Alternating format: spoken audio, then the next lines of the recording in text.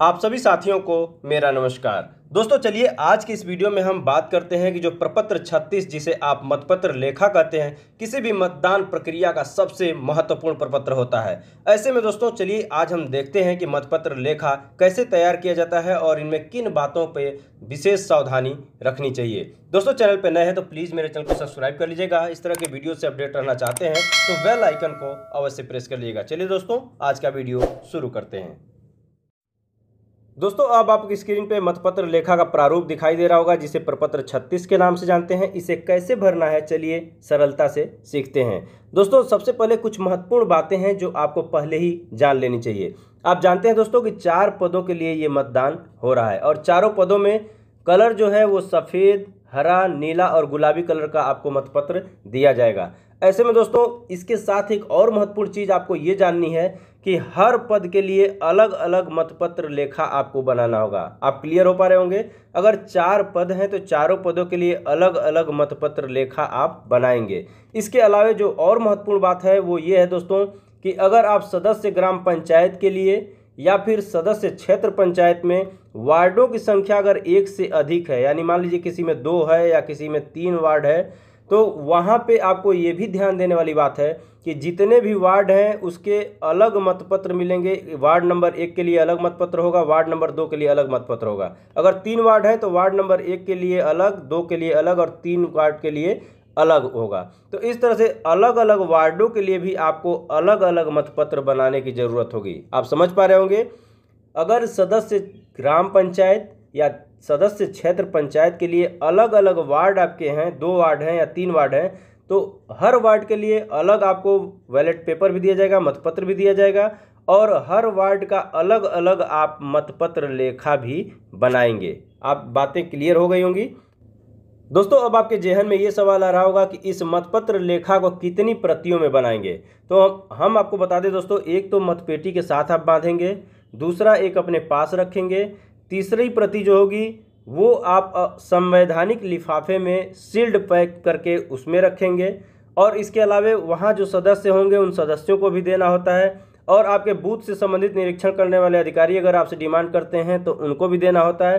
तो इसकी मैक्सिमम प्रतियां बना लीजिएगा, कम से कम 5-6 प्रति से कम इसे न बनाइएगा। 5-6 प्रति अगर आप बना लेंगे तो जहां भी लगाना होगा, जिसको भी डिस्ट्रीब्यूट करना होगा, आसानी से आप इसे कर सकते हैं। तो ये रही कुछ महत्वपूर्ण बातें जो आपको पहले से ही जान लेनी होगी। चलिए दोस्तों अब हम देखते हैं कि इसको कैसे फिल करेंगे। यहाँ पे सबसे ऊपर देखिए दोस्तों, जितने भी पद हैं, मान लीजिए आप ग्राम पंचायत सदस्य के लिए अगर बना रहे हैं तो ग्राम पंचायत सदस्य पे टिक करिए और प्रधान, क्षेत्र पंचायत और जिला पंचायत को कट कर दीजिए और इसमें आप ग्राम पंचायत सदस्य का जो लेखा है वो बना लीजिए। अगर इसके बाद आपको क्षेत्र पंचायत का बनाना है तो क्षेत्र पंचायत पर टिक कर दीजिए, शेष को कट कर दीजिए और इसमें आप मतपत्र लेखा क्षेत्र पंचायत का बना लीजिए। इस प्रकार से क्रमिक रूप में चारों पदों के लिए अलग अलग बना लेंगे और अलग अलग वार्ड का है तो वार्ड नंबर भी इस पर दर्ज करके और उसके बाद वार्डों का भी अलग अलग बना लेंगे और इस तरह से आपका मतपत्र लेखा तैयार हो जाएगा। अब क्या क्या इसमें फिल करना है चलिए हम देखते हैं। दोस्तों यहाँ पे ये चीज़ें क्लियर हो गई। आपको यहाँ पे दिया गया है निर्वाचन क्षेत्र क्रमांक, तो आपको मतदाता जो सूची मिली होगी उसमें मिल जाएगा। यहाँ पे मतदान स्थल क्रमांक व नाम, ये आपको पहले से ही पता होगा, लिफाफों पे इसको कई बार लिखे होंगे आप, तो वो चीज़ यहाँ से क्लियर हो जाएगी। इसके बाद नीचे देखिए दोस्तों, क्रमांक है, विवरण है, कुल संख्या है। तो नीचे की तरफ हम आते हैं, यहाँ पे क्या क्या डालना है दोस्तों। पहले नंबर पे अगर हम देख लें तो मतदान स्थल के पीठासीन अधिकारी द्वारा प्राप्त मतपत्रों की संख्या। आप मतदान के एक दिन पूर्व जब आप जाते हैं और ARO टेबल से जब अपने सामान को रिसीव करते हैं तो वहाँ पे जितने भी मतपत्र दिए जाएंगे, आप जानते हैं 4 पदों के लिए मतदान हो रहा है, तो 4 मतपत्र आपको 4 कलर के सफ़ेद, हरा, नीला और गुलाबी मिल जाएंगे। इन चारों पदों के लिए कितने मतपत्र जारी किए जाएंगे, इन सारों का लेखा होगा। वहाँ पे पूरे मतपत्र का एक लेखा बना के आपको मिलेगा कि आपको कितना दिया जा रहा है। उसमें होगा क्या दोस्तों, अगर मान लीजिए सदस्य ग्राम पंचायत के लिए है सफ़ेद वाला, तो आपको सदस्य ग्राम पंचायत के लिए किस क्रमांक से किस क्रमांक तक कितना दिया गया, ठीक उसी तरह से ग्राम पंचायत के लिए किस क्रमांक से किस क्रमांक तक कितना आपको मतपत्र दिया जा रहा है। वैसे ही क्षेत्र पंचायत के लिए किस क्रमांक से किस क्रमांक तक कितना मतपत्र दिया गया और जिला पंचायत के लिए किस क्रमांक से और किस क्रमांक तक कितना मतपत्र दिया जाएगा, वो इसका एक लेखा आपको मिलेगा कि आपको कितना दिया जा रहा है। इसको आप सुरक्षित निश्चित रूप से रखिएगा, क्योंकि इससे आपको बहुत मदद मिलेगी इस पहले वाली लाइन को भरने में। दोस्तों यहीं पर स्पष्ट ये भी हो लें कि आप जानते हैं कि वार्डों की संख्या भी अलग अलग है, तो किस वार्ड के लिए कितना मतपत्र दिया जा रहा है उसका भी यहाँ पे लेखा दिया जाएगा कि किस क्रमांक से किस वार्ड के लिए किस क्रमांक से किस क्रमांक तक आपको कितना मतपत्र जारी हो रहा है। तो ये विवरण इसी में आपको मिल जाएगा। इस कागज़ को अपने पास बिल्कुल सुरक्षित रखिएगा, मतपत्र लेखा भरने में आपको ये काफ़ी काम आएगा। दोस्तों आइए अब हम विवरण को यहाँ समझ लेते हैं। सीधी सी बात है, पहले नंबर पे ये पूछा जा रहा है कि मतदान स्थल के पीठासीन अधिकारी द्वारा प्राप्त मतपत्रों की संख्या। तो आपने जितना प्राप्त किया था वो संख्या यहाँ पे आपको मिल जाएगी कि इस क्रमांक से इस क्रमांक तक इतने मतपत्र आपने प्राप्त किया था।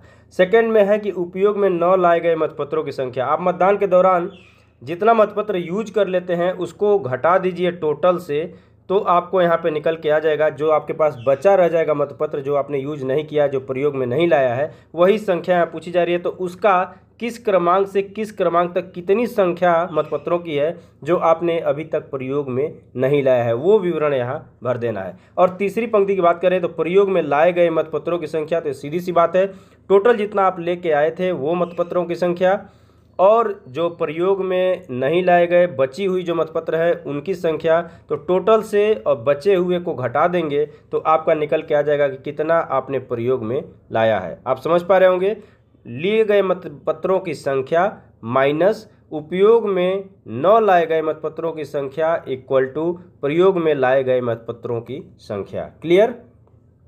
अब दोस्तों नीचे की तरफ देखिए विवरण, चौथे नंबर पर यह लिखा है कि मतदान स्थल पर उपयोग में लाए गए किंतु मतपेटी में नहीं डाले गए मतपत्रों की संख्या। तो इसके लिए थोड़ा सा ध्यान दीजिए, आपने जब जो भी मतपत्र है आपने अगर यूज किया है तो या तो मतदाता ले जाके मतपेटी में डाला है, मतपेटी में आपके मतपत्र होंगे, या फिर दूसरी सूरत क्या हो सकती है, या तो आपने कोई मतदाता आया और मतपत्र पे साइन कर दिया, हस्ताक्षर कर दिया, सब कुछ कर दिया और आगे जाके कह रहा है मतदान नहीं करेंगे, तो आपने इस मत को क्या किया, रद्द कर दिया। तो ये रद्द किए हुए मतों के लिफाफे में इसको रख देंगे। तो एक तो यहाँ जा सकता है।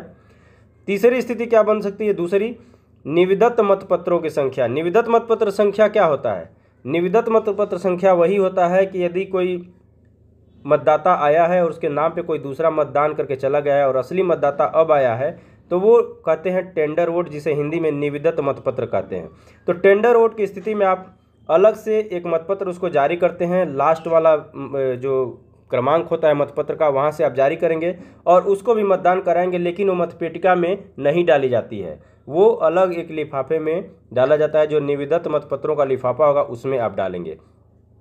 और तीसरा है मुद्रण संबंधी, यानी कि मुद्रण लेखन में तो कोई त्रुटि है, कोई छपा है, कोई मिसप्रिंट है या कोई साफ नहीं आया या फटा हुआ है, तो उस वजह से आपने रद्द किया है।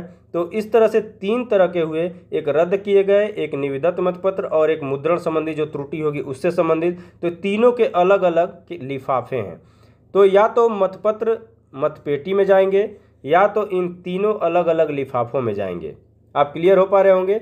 तो अब यहीं पे ये बात हो रही है कि मतदान स्थल पर उपयोग में लाए गए किंतु मतपेटी में नहीं डाले गए मतपत्रों की संख्या। तो मान लीजिए अगर आप 100 वोट डलवाए हैं, टोटल एक उदाहरण दे रहे हैं, उदाहरण स्वरूप समझिए 100 वोट आपने डलवाया है। अब 100 मतदान हुए हैं, उसमें से मान लीजिए 2 आपका रद्द हो गया है, 2 मतदान जो है निविदत मतपत्र के अंतर्गत आ गया है और एक मुद्रण संबंधी दोष की वजह से आपने रिजेक्ट कर दिया है। तो 2 + 2 + 1 यानी 2, 2 4 और 1 5, यानी टोटल 5 जो मतपत्र हैं वो आपके इस पेटिका में नहीं है। यानी पेटिका में अब कुल कितने हो गए, 95, यानी 95 मतपत्र पेटिका में होंगे और 5 मतपत्र जो है ऐसे होंगे जो मतपेटिका में नहीं डाले होंगे। तो उसका विवरण यहाँ पे देना है। तो आप समझ पा रहे होंगे कि ये 5 मतपत्र जो बाहर हैं इनका विवरण इन क, ख और ग के कॉलम में देना है। अब चलिए, अब आप समझ पाएंगे कि हम क्या कहना चाहते हैं। आइए दोस्तों, अब हम चौथे बिंदु को देखते हैं। अब इसे आप आसानी से समझ पाएंगे। मतदान स्थल पर उपयोग में लाए गए किंतु मतपेटी में नहीं डाले गए मतपत्रों की संख्या। ये 3 जगह गए हैं मतपत्र। अब कैसे गए हैं, इसमें क्या भरना है, रद्द किए गए मतपत्रों की संख्या व क्रमांक। तो जो मतपत्र आपने रद्द किया है उसका यहाँ क्रमांक लिख देना है और यहाँ पे कितने मतपत्र ऐसे हैं उनकी यहाँ संख्या लिख देनी है कि कितने मतपत्र आपने रद्द किए हैं। ठीक उसी प्रकार से निविदत मतपत्रों की संख्या व क्रमांक, तो क्रमांक कौन सा वाला क्रमांक है आपने जो टेंडर वोट के रूप में डलवाया है, निविदत मतपत्र के रूप में डलवाया है, वो क्रमांक डालना है और ऐसे कितने मतपत्र हैं निविदत मतपत्र उनकी यहाँ संख्या डाल देनी है। ठीक इसी तरह से मुद्रण लेखन के वजह से जो आपने रद्द किया है मतपत्र जो खराब हुए हैं, तो उसका क्रमांक कौन से क्रमांक वाला ये मतपत्र है उसको यहाँ पे क्रमांक उसका लिख देना है और ऐसे कितने मतपत्र हैं उनकी यहाँ संख्या लिख देनी है। अब नीचे की तरफ आइए दोस्तों, योग में जो दिया गया है क ख ग, तो जब आप क ख और ग ये तीनों जब यूज करेंगे तो यानी ये उसकी संख्या है कि जो पेटी में नहीं पड़े, मतपेटी में ये जो नहीं गए हैं मतपत्र, इनको तीनों को ये जोड़ लेंगे तो वो चीज़ यहाँ पे लिख देनी है। योग क ख ग यहाँ पे आ जाएगा कि कितने मतपत्र आपके हैं जो आपके मतपेटी में नहीं गए हैं। अब यहाँ पांचवा बिंदु है दोस्तों, यहाँ पे देखिए मतपेटी में डाले गए मतपत्रों की संख्या। तो सीधी सी बात है 3-4 लिखा गया है, तो 3 में क्या है, प्रयोग में लाए गए मतपत्रों की संख्या जो आप यहाँ पे लिखे हैं इसमें से, और 4 नंबर पे क्या है, ये टोटल जो आपका आएगा कि मतपत्र जो पेटी में नहीं डाले गए हैं आपको अलग अलग 3 जगहों पे मिल जाएंगे, तो इसको घटा देंगे तो वही संख्या यहाँ पे आ जाएगी। यानी मतपेटी में प्रयोग में जितने मतपत्र लाए हैं उसमें से मतपेटी में नहीं डाले गए मतपत्रों की संख्या घटा देंगे तो वो चीज़ यहाँ पे निकल के आ जाएगी कि मतपेटी में डाले गए मतपत्रों की संख्या। अब दोस्तों उसके बाद अपने वहाँ स्थान का नाम लिख देंगे, तारीख लिख देंगे, उसके बाद पीठासीन अपना हस्ताक्षर यहाँ कर देंगे, यहाँ पद नाम और नाम अपना लिख देंगे, पार्टी संख्या लिख देंगे और आपके मतपत्र लेखा का प्रारूप जो है पूर्ण हो जाएगा और इस प्रकार से आप अपने मतपत्र लेखा को भर पाएंगे। तो दोस्तों उम्मीद करते हैं मेरे द्वारा जो जानकारी दी गई है वो अच्छा लगा होगा। अगर अच्छा लगा हो तो लाइक कीजिएगा, चैनल पर नए हैं तो प्लीज़ मेरे चैनल को सब्सक्राइब कर लीजिए।